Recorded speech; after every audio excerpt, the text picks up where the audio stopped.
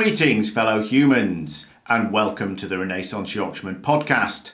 Today, I'd like to talk to you about sortition. Sortition is an idea that dates back to ancient Greece, and it was a common form of democracy used in ancient Greece. What sortition is, instead of a group of people electing individuals to be representative government, it is the selection randomly by lot of individuals to serve as representatives. According to Oliver Dowden in his book, The Political Potential of Sortition, he says, if lot protects the polity from arbitrary power by keeping the process of selection out of the hands of ambitious individuals or lawless factions, by the same process it also strengthens the political community by lowering the threshold to political office. This is a strong use in the sense that the selection is not based on any criteria save that of belonging to the pool.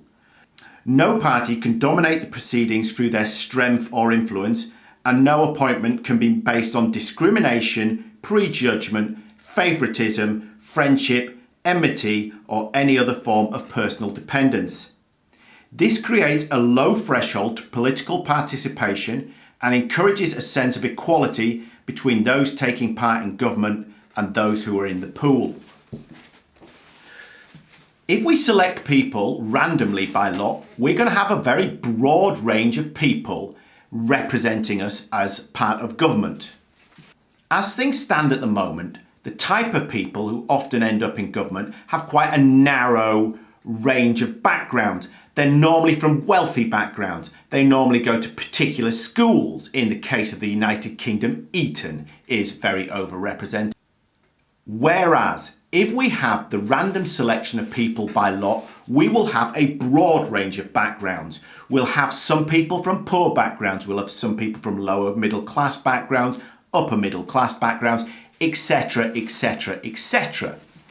Now, we will also have representation from different ethnic groups, and there should be the same percentage of ethnic groups in the general population as will then be in the Parliament. My proposal for reform in the United Kingdom is that we keep the House of Commons, which would be people elected from political parties, but we replace the House of Lords with a Citizens' House.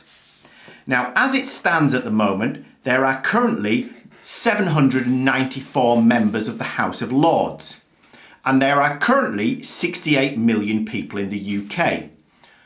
If we had one representative per 100,000, that would be 680 representatives in the Citizens' House.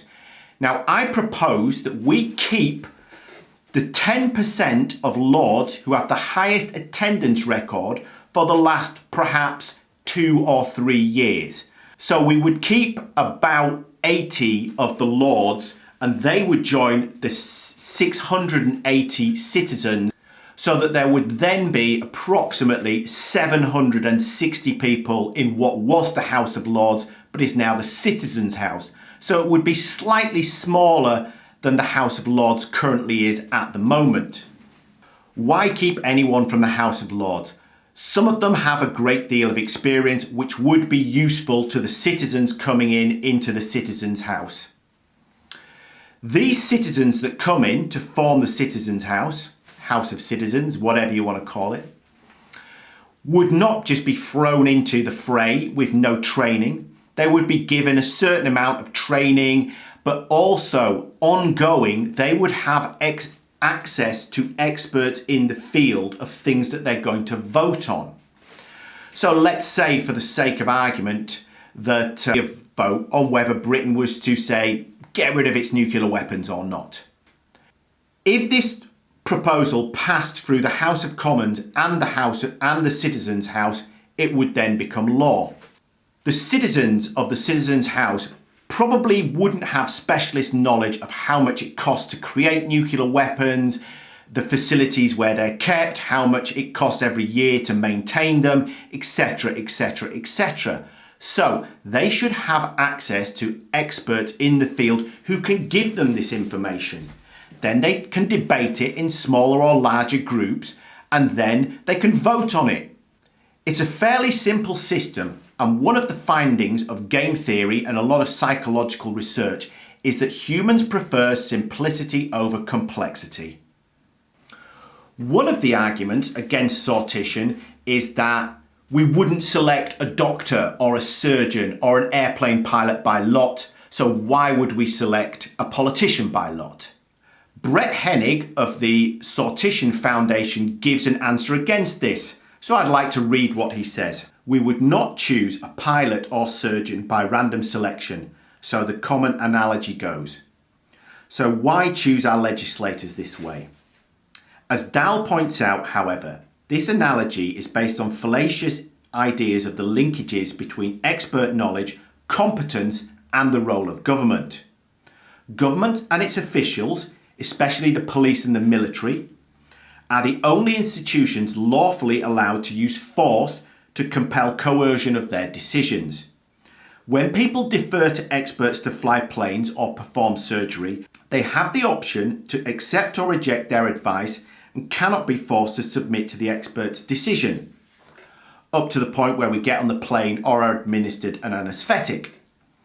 There is a fundamental difference between delegating subordinate decisions over which we have ultimate control to experts and handing over responsibility for state power which will have authority over us. Dahl and most deliberate Democrats further point out that governing does not require strictly scientific knowledge or technical knowledge. The fundamentals of allocating finite resources between competing demands are essentially moral decisions. There's a couple of points to pick up here. The first is that to be a politician, you do not need specialist knowledge in the same way that a doctor, an engineer, or a pilot requires specialist knowledge. You just require a certain amount of general knowledge and a certain commitment. Secondly, the decision of how to allocate resources is essentially a moral decision. It's not a science. And most of the decisions on how to allocate resources are done on an ideological basis, not with evidence. To improve representative democracy, then, I propose 3 main political changes. The first is to use the single transferable vote. The second is to always have vote for Ron as an option on the ballot paper. And the third is to have a citizens' house, and the representatives of the citizens' house would be chosen by sortition, random lot. Now, in my view, these 3 changes, which may seem quite radical, would make our democracies far more representative than they currently are, because let's face it, most democracies in the world are not very democratic and not very representative. Thank you for giving me your time today. Peace.